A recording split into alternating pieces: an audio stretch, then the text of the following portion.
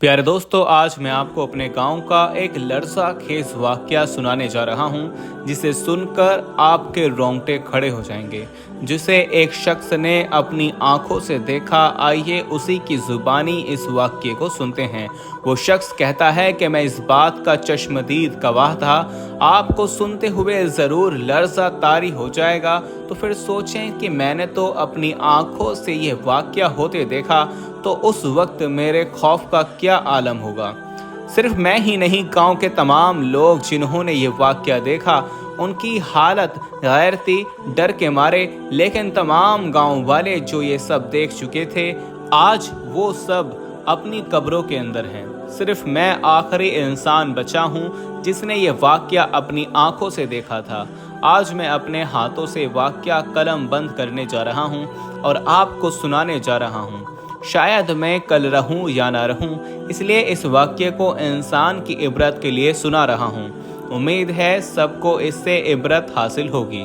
तो दोस्तों, आज की वीडियो बहुत ही ज़्यादा दिलचस्प होने वाली है, तो इसलिए आप सबसे गुजारिश है कि वीडियो को आखिर तक ज़रूर देखिएगा। और वीडियो में आगे बढ़ने से पहले हम आपको थोड़ा ये भी बताना चाहते हैं कि हमारे पास बहुत सारे ईमेल्स और मैसेज आ रहे थे कि हमें शुगर की दवाई बताइए। तो अगर आपको शुगर की बीमारी है या धात की बीमारी है या मर्दाना ताकत से रिलेटेड कोई भी बीमारी है, तो हमारे पास इन सब बीमारियों की दवाई मौजूद है, जिससे आपकी बीमारी गारंटी से जड़ से ख़त्म हो जाएगी। आपको सिर्फ ये दवाई एक बार ही मंगानी होगी। एक बार से आपकी दवाई से आपकी जो बीमारी है वो जड़ से ख़त्म हो जाएगी इंशाल्लाह। हमारे जो आलिम हैं उन्होंने इस दवाई पर पढ़ाई की है, वसाइफ की हैं। तो अगर आप दवाई मंगवाना चाहते हैं तो हम कुरियर से आपके पास दवाई भेज देंगे। दवाई के प्राइस भी ज़्यादा हाई नहीं हैं।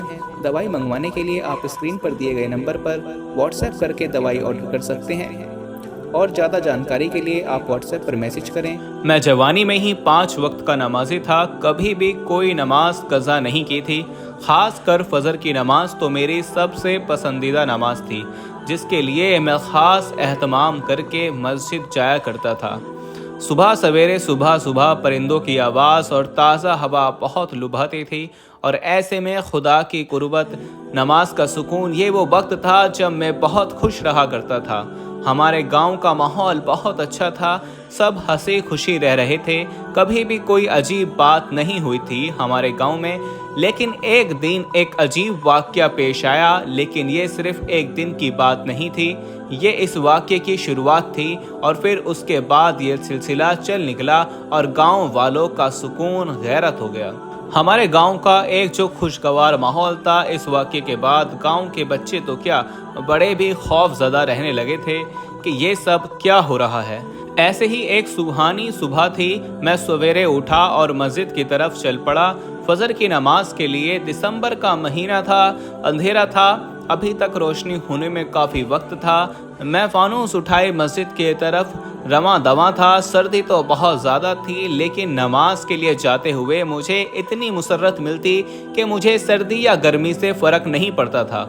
मैं गांव के रास्ते पर चल रहा था, जहां से मैं रोज़ाना गुजरता था। मेरे गांव से मस्जिद थोड़ा दूर थी। मुझे इस बात की खुशी थी कि नमाज के लिए मुझे बहुत ज़्यादा चलना पड़ता है, इससे मेरी नेकियों में मज़ीद इजाफा होगा।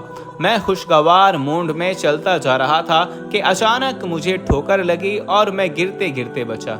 मैंने देखा कि मुझे लगा कि शायद कोई पत्थर है, लेकिन ये पत्थर नहीं था, बल्कि ये तो एक औरत थी, एक जवान और खूबसूरत औरत, जो फानूस की रोशनी में उसका खूबसूरत चेहरा नजर आया। लेकिन वो उस हालत में पड़ी हुई थी कि उसे देखकर मैं परेशान हो गया था। उस सड़क के बीचों बीच बेहोशी के हालत में पड़ी थी। लेकिन सबसे हैरत की बात यह थी कि उसका पेट बड़ा हुआ था, जैसे कि 9 महीने की कोई हामला औरत हो। उसे देखकर मैंने अंदाज़ा लगाया कि वो हामला है, और शायद इसी वजह से उसकी ये हालत हुई है। लेकिन ये औरत आई कहाँ से? ये हमारे गांव की तो हरगिज़ नहीं थी, और हमारे गांव की औरत भला सड़क के बीचों बीच इस हालत में क्यों पड़ी होगी? उस औरत की ये हालत काबिले रहम थी। मैं उस वक्त अकेला था, आसपास भी कोई नज़र नहीं आ रहा था। मस्जिद थोड़ी दूर थी। मैं परेशान हो गया कि अब क्या करूं। मैंने उसे उठाने की कोशिश की, लेकिन मुझसे ना हो सका। मजबूर होकर मैं जल्दी से मस्जिद में आया जहां पर नमाजी जमा हो चुके थे। मैंने कहा कि तुम सब मेरी मदद करो, एक औरत को हमारी मदद की ज़रूरत है। मेरी बात सुनकर फौरन मदद को आए। उन्होंने किसी तरह उस औरत को उठाया और गांव में मौजूद डेरे पर ले आए और चारपाई पर लेटा दिया। गांव की दाई को बुलाया और कुछ औरतों को बुलाया था कि वो उसकी हालत का अंदाज़ा लगा सकें। उस औरत की हालत देखकर लग रहा था कि उसकी हालत बहुत नाजुक है, वो जिंदा नहीं रह सकती। तमाम लोग आहिस्ता आहिस्ता जमा हो गए उस औरत को देखने के लिए। दाई ने कहा कि उसके पेट में मुर्दा बच्चा है और ये भी जिंदा नहीं बच सकती, और थोड़ी ही देर में वो औरत मर गई। हम सब गांव वालों को बहुत अफसोस हुआ। वो कौन थी, कहाँ से आई थी, कुछ मालूम नहीं था। कभी किसी ने उसे यहाँ पर देखा भी नहीं था। पूरे गांव में ये खबर जंगल की आग की तरह फैल चुकी थी। सारा दिन सबको इस औरत के मरने का अफसोस रहा और यही मौजू जेर बहस रहा। हर घर में, डेरे में बस इसी औरत की बातें थीं कि ये सब क्या था। उस वक्त गांव का माहौल बिल्कुल सादा सा था। लोग भी बिल्कुल सादे से थे। ना मोबाइल का ज़माना था, ना टेक्नोलॉजी, कुछ भी नहीं था। खतों किताबत के ज़रिए कांटेक्ट होते थे। महीनों किसी से बात नहीं होती थी। अगर कोई शहर से बाहर होता था तो एक टेलीफोन करने के लिए मीलों दूर जाकर शहर से फ़ोन करना पड़ता था। अगर किसी से बात करनी हो तो एक फ़ोन कॉल का खर्चा भी बहुत ज़्यादा होता था। दिन यूं ही गुजर गया। रात हो गई और फिर सुबह हो गई, लेकिन फिर आजमाइश हम गांव वालों के लिए तैयार थी। एक दूसरी जगह से एक और औरत उसी हालत में मिली। वो भी 9 महीने की हामला थी। गांव वाले उसे फिर से बचाने की कोशिश करने लगे, लेकिन वो भी मर गई। अजीब सा खौफ और हरास गांव में फैल चुका था कि ये सब क्या हो रहा था। किसी को कुछ समझ नहीं आ रहा था। गांव के लोग बिल्कुल सादा थे। वो मामले की तह तक नहीं जा सकते थे। कोई कहता था कि ये चौधरियों का काम है, तो कोई कहता था कि ये किसी बीर बाबा का काम है या किसी जादूगर का। हर कोई अपनी अपनी कयास आराइयां कर रहा था, लेकिन मसला सिर्फ ये था कि सिर्फ हामला औरत ही बेहोश क्यों पड़ी होती है और फिर वो मर जाती है। सबसे अजीब बात ये थी कि वो 9 माह की हामला औरतें होती थीं जिनके बच्चे पेट में ही मुर्दा हो चुके होते थे। दोनों औरतों में यही एक कॉमन चीज थी। अभी गांव वाले पूरी तरह से संभले भी नहीं थे। अगली सुबह एक और औरत इसी हालत में मिली और वो भी मर गई। आप सब हकीकी मायनों में परेशान हो गए थे कि ये औरत एक जगह से नहीं मिली थी कि कोई जासूसी करता। रोजाना अलग अलग गलियों में कोई औरत पड़ी होती। सुबह सुबह ऐसा महसूस होता कि रात को कोई इन औरतों को फेंक कर जाता है ताकि किसी को खबर ना हो। कुछ लोगों का कहना था कि गांव में खौफो हरास फैलाने के लिए ये सब किया जा रहा है, लेकिन रोजाना एक हामला औरत कहां से आई थी? आखिर किस में इतनी हिम्मत थी, इतनी ताकत थी कि वो ये सब कर सके? मजबूर होकर गांव के चौधरी साहब के पास ये मामला ले जाया गया तो वो भी सुनकर परेशान हो गए। चौधरी साहब खुद भी सालों से बे औलाद थे, लेकिन उन्होंने दूसरी शादी नहीं की थी। वो चौधराहन के साथ खुशगवार जिंदगी गुजार रहे थे। इसी तरह सिलसिला चल निकला।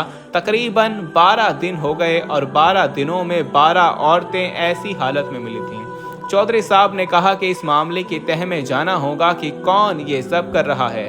यकीनन इसके पीछे कोई बहुत ही बड़ी हाथ है, वरना कोई आम आदमी के बस की बात नहीं कि ऐसा कारनामा सर अंजाम दे सके। चौधरी साहब ने कहा कि किसी को कानो कान खबर नहीं होनी चाहिए। हम अपनी जासूस पूरे गांव में फैला देते हैं। रात को गांव के चप्पे चप्पे पर चौधरी साहब ने अपने आदमी खड़े कर दिए थे। आज की रात बहुत खास थी। हर हाल में इस बात का सुराग लगाना था कि किसकी कारनास्तानी थी। बिलाखिर एक जगह से कुछ आवाजें सुनाई दी। वो तमाम जासूस जो चौधरी साहब के थे एकदम से चौकन्ने हो गए। मैं भी उनके साथ था। एक बैलगाड़ी आकर रुकी जिसमें 2 आदमी थे। बैलगाड़ी पर एक औरत थी और उनके हाथ में फानूस था। उन्होंने वो औरत ऐसे ही गली में फेंक दी। वो लोग जाने ही लगे थे कि चौधरी साहब और उनके आदमियों ने उसे पकड़ लिया, लेकिन उनके हैरत की इंतहा न रही जब उन आदमी का नकाब हटाकर उनका चेहरा देखा गया तो वो दोनों चौधरी साहब की हवेली के ही सबसे खास मुलाजिम थे। चौधरी साहब खुद बहुत हैरान हुए कि आखिर ये सब क्या हो रहा है। انہوں نے ان دونوں کو قید کر دیا اور ان سے سچائی اگلوانے کے لیے خوب مارا، لیکن ان کی زبانوں پر تو جیسے تالے لگے ہوئے تھے۔ وہ کچھ بھی بتانے کے لیے تیار نہیں تھے کہ کیا ہو رہا تھا۔ چودھری صاحب خود بھی سمجھ نہیں پا رہے تھے، اس لیے پریشان تھے کہ گاؤں والوں کو شک چودھری صاحب پر ہی جاتا، کیونکہ وہ ان کے اپنے آدمی تھے۔ چودھری صاحب نے ان آدمیوں کو آخری دھمکی دی کہ اگر سچائی نہیں بتائی کہ یہ سب کس کے کہنے پر کیا تو انہیں موت کی سزا سنائی دی جائے گی۔ ہر انسان موت سے ڈرتا تھا، وہ لوگ بھی خوف زدہ ہو گئے تھے، لیکن جو انکشاف انہوں نے کیا یہ سن کر تو سب کے سروں پر سے جیسے آسمان گر گیا تھا۔ کوئی اتنا شفاف بھی ہو سکتا ہے، یہ کس کی کارستانی تھی؟ اس کا نام تو سن کر چودھری صاحب کو ذرا یقین نہیں آ رہا تھا۔ یہ ان کے گھر کا بھیدی تھا جو لنکا ڈھا رہا تھا، یعنی کہ یہ سارا کام چودھرائن کا تھا۔ چودھری صاحب نے تمام گاؤں والوں کے سامنے چودھرائن کو بلایا اور انصاف کا تمام معاملہ کیا۔ چودھری صاحب انصاف پسند تھے، اس لیے سب کچھ گاؤں والوں کے سامنے ہی کرنا چاہتے تھے۔ اگر گنہگار ان کے گھر کا ہو، ان کے رشتہ دار ہو، تب بھی وہ اسی کے ساتھ کسی قسم کی رعایت نہیں کرتے تھے۔ انہوں نے تمام گاؤں والوں کے سامنے چودھرائن کو بلایا اور کہا کہ تمہارا گناہ سامنے آ گیا، اب بتاؤ کہ تم نے یہ سب کیوں کیا؟ سب نے دیکھا کہ چودھرائن کا پریشانی سے برا حال تھا، وہ اپنے گناہ کو قبول کرنے پر تیار نہیں تھی۔ بلا آخر اس کی ملازمہ بول پڑی۔ ملازمہ نے کہا کہ یہ اس کو اپنے ساتھ لے کر جاتی ہے ایک پیر بابا کے پاس۔ اس پیر بابا نے چودھرائن سے کہا کہ تم 40 حاملہ عورتوں کی قربانی دے دو، تب تمہیں اولاد ہوگی۔ اسی مقصد کے لیے الگ الگ علاقوں سے چودھرائن کے آدمی 9 مہینے کی حاملہ عورتوں کو لے کر آتے تھے اور روزانہ زہر دے کر ان کی جان لے کر انہیں پھینک دیتے تھے۔ اب تک تو صرف 12 عورتوں کے ساتھ یہ سب ہوا تھا، چودھرائن کو 40 کا حساب پورا کرنا تھا۔ یہ ایک طرح کا چلہ تھا جو پیر بابا نے بتایا تھا۔ ملازمہ کی بات سن کر تو سب گاؤں والوں کے روحیں لرز گئی تھیں کہ یہ کیسی قربانی تھی، اپنی اولاد کو حاصل کرنے کے لیے دوسروں کی اولادوں کی قربانی۔ سب حیران تھے کہ چودھرائن اپنی اولاد کی خواہش کے پیچھے اتنی اندھی ہو چکی تھی کہ اسے فرق نہیں پڑتا تھا کسی کی جان لینے سے۔ کتنی آسانی سے اس نے عورتوں کو زہر دے دیا تھا، نہ صرف عورتیں بلکہ ان کے پیٹ میں پلنے والے بچے بھی۔ چودھری اس کو نظر نہ آئے۔ اس انکشاف پر تو چودھری صاحب حیران اور پریشان تھے۔ چودھری صاحب دوسری شادی کرنا چاہتے تھے، شاید اسی لیے چودھرائن نے یہ سب کیا۔ پہلے کبھی چودھری صاحب نے دوسری شادی کی بات نہیں کی تھی، لیکن شاید خاندان کے دباؤ میں آ کر انہوں نے دوسری شادی کا فیصلہ کیا تو چودھرائن سے یہ برداشت نہیں ہوا۔ اولاد کے حصول کے لیے وہ سوتن سے بچنے کے لیے اس نے 40 پیر کی باتوں میں آ کر 12 جانیں لے لی تھیں۔ نہ صرف 12 بلکہ ان کے کوکھ میں پلنے والے بچوں کو بھی جان سے مار دیا تھا۔ یہ ایسے دل دہلا دینے والا واقعہ تھا جسے سن کر تمام گاؤں والوں کی رونگٹے کھڑے ہو گئے تھے۔ شیطان نہ صرف پیر بابا تھا خود، بلکہ چودھرائن بھی اس قدر حاوی ہو چکا تھا کہ اسے فرق نہیں پڑ رہا تھا کہ وہ جو کر رہی ہے وہ کس قدر خدا کے قہر کی وجہ بن سکتا ہے۔ آج بھی جب میں اس واقعے کو سنتا ہوں، چودھرائن کو سزا تو سنانی ہی تھی چودھری صاحب نے، لیکن اس سے پہلے اس پیر بابا کو لایا گیا جس نے یہ سب کرنے کو کہا تھا۔ معلوم ہوا کہ چودھرائن نے اپنا سارا زیور اس کو دے رکھا تھا اور پیر بابا نے زیور کے بدلے یہ عمل کرنے کو کہا، اور چودھرائن کا ارادہ تھا کہ چودھری صاحب کو کہے گی کہ ان کا زیور چوری ہو گیا۔ آج میری عمر 60 سال کے قریب ہے، لیکن میرے ذہن میں یہ واقعہ آج بھی اسی طرح تر و تازہ ہے۔ وہ شخص کہتا ہے کہ میں سوچتا ہوں کہ اولاد کی خواہش انسان سے کیا کچھ نہیں کرواتی۔ سچ کہتے ہیں کہ اولاد اور مال فتنہ ہے۔ اللہ ہم سب کو اتنے فتنوں سے محفوظ رکھے اور ہمیں ایسی اولاد دے جو ہماری مغفرت کی وجہ بنے، نہ کہ ہمارے گناہوں میں اضافے کی وجہ بنے۔ کمنٹ باکس میں آمین ضرور لکھیے گا۔ پیارے دوستو، یہ تھی ہماری آج کی ویڈیو، امید ہے آپ کو پسند آئی ہوگی۔ ویڈیو پسند آنے کی صورت میں اسے لائک کیجیے گا اور اپنے دوستوں کے ساتھ ضرور شیئر کیجیے گا، اور مزید اسی طرح کی ویڈیوز پانے کے لیے ہمارے یوٹیوب چینل کو سبسکرائب کر کے ساتھ میں لگے بیل آئیکن پر ضرور کلک کیجیے گا تاکہ مزید اپلوڈ ہونے والی ویڈیوز کا نوٹیفیکیشن بر وقت آپ تک پہنچتا رہے۔ مجھے دیجیے گا اجازت، ملتے ہیں پھر ایک نئی ویڈیو کے ساتھ، تب تک کے لیے اللہ حافظ۔